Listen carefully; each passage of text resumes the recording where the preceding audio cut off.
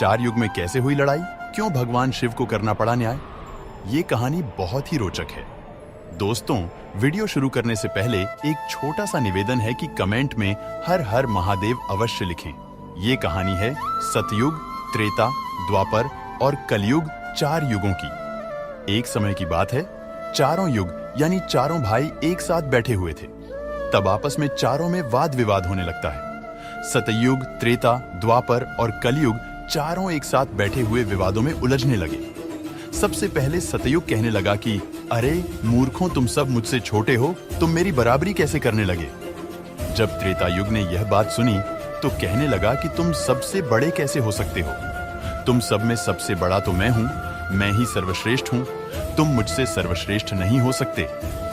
तब तक द्वापर युग बोल उठा कि तुम सर्वश्रेष्ठ कैसे हो सकते हो, तुम सभी में श्रेष्ठ तो मैं हूं, तुम्हारा श्रेष्ठ होने का तो प्रश्न ही नहीं उठता।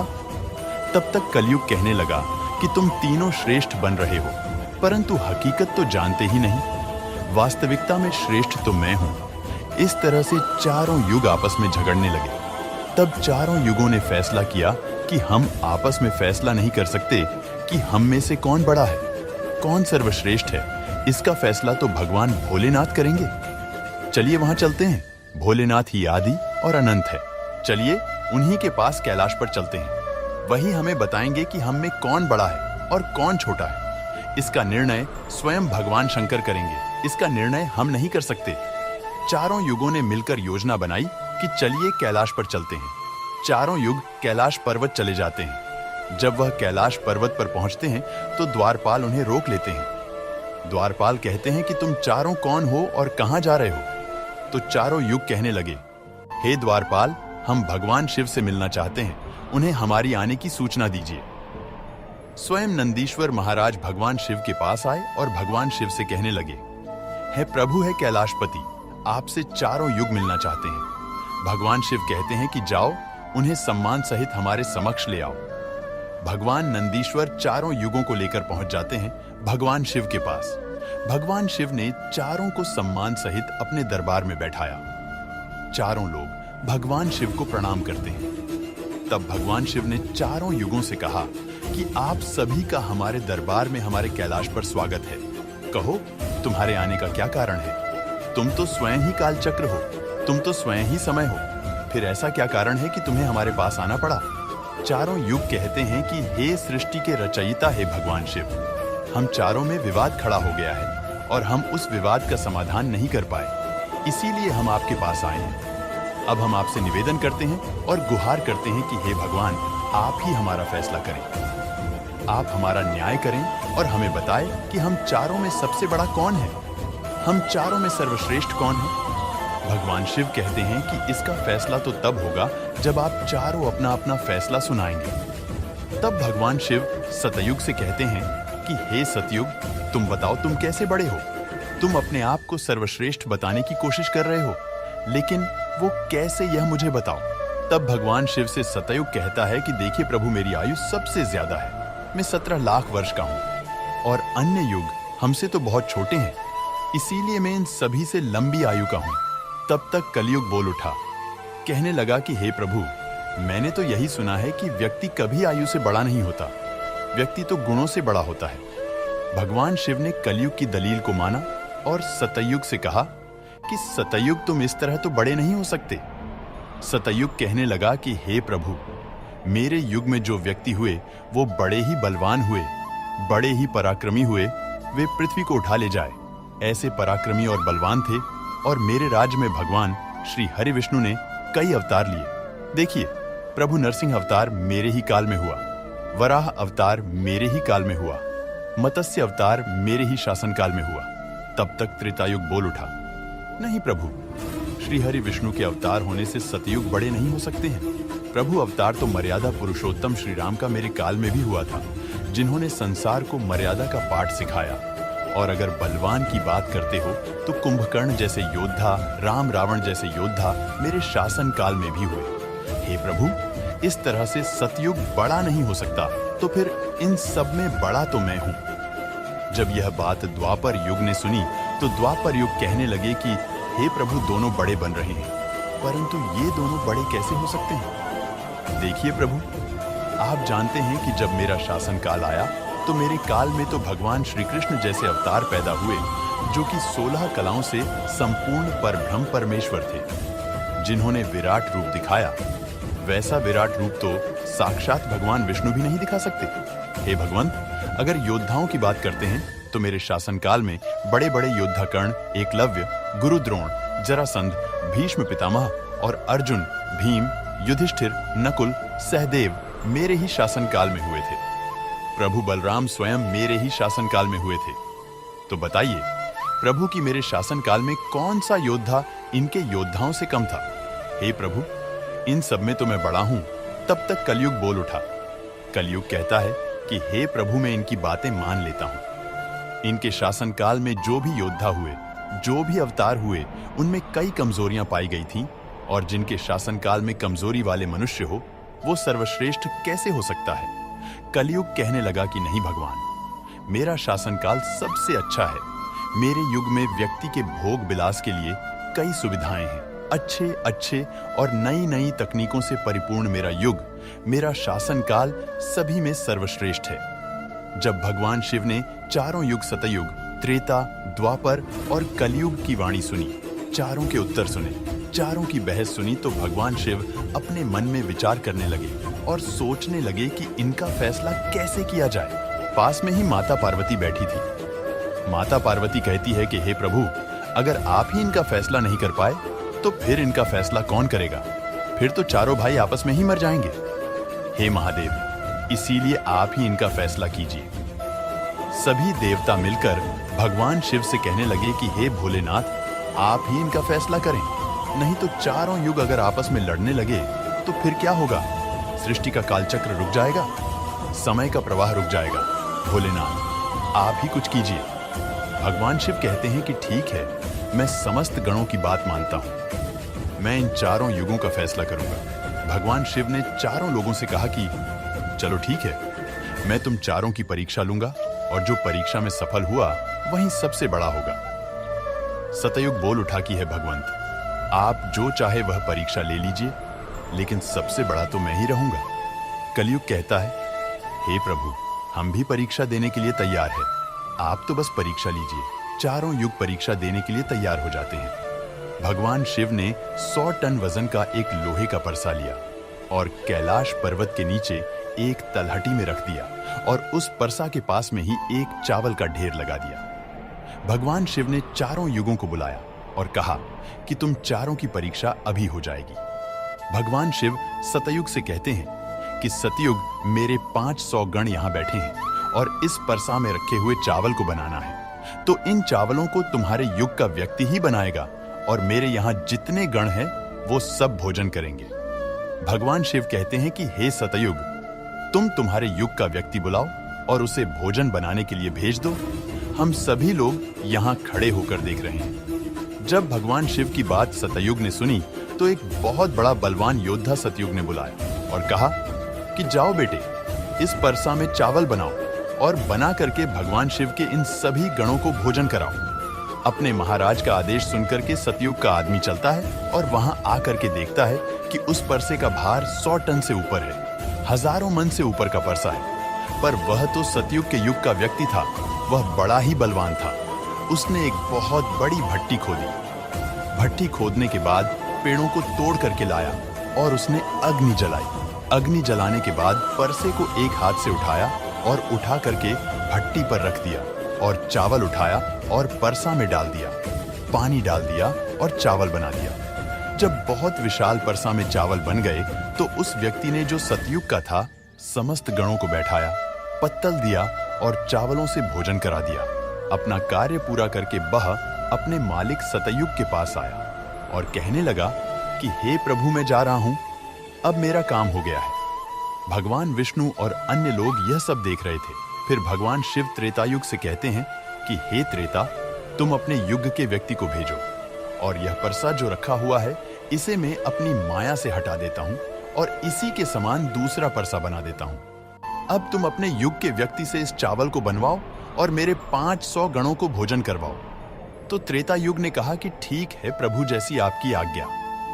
त्रेता युग ने भी अपना एक महान योद्धा कुंभकर्ण जैसा बलवान प्रकट किया और उसको आदेश दिया कि जो तलहटी में नीचे हजारों टन का परसा रखा हुआ है, इसमें हजारों मन जो चावल रखा है उसे बनाना है, पकाना है, और जब चावल पक करके तैयार हो जाएं, तो इन 500 गणों को खाना खिलाना है। त्रेता युग का व्यक्ति भी बड़ा ही बलवान था।